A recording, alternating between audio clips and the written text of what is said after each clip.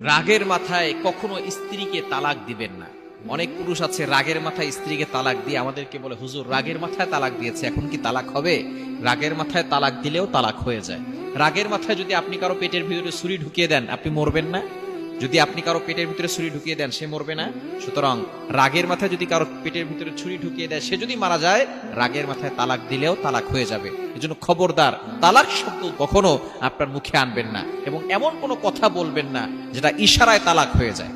ইশারা একটা তালাক আছে, তোমাকে ছেড়ে দিলাম, তুমি বাপের বাড়ি চলে যাও, তুমি তোমার পথ বেছে নাও, এই ধরনের কথা বললে তুমি আজাদ, তুমি স্বাধীন, তোমাকে স্বাধীন করে দিলাম, তুমি মুক্ত হয়ে যাও, এই ধরনের কথা বললে এবং অন্তরে যদি তালাক নেওয়ার উদ্দেশ্য থাকে, তাহলে কিন্তু তালাক হয়ে যায়। এটা খুবই ক্রিটিক্যাল বিষয়। এজন্য তালাক দেওয়ার পরে তখন যদি আপনি মাসআলা খোঁজেন, তাহলে কিন্তু মাসআলা পাবেন না।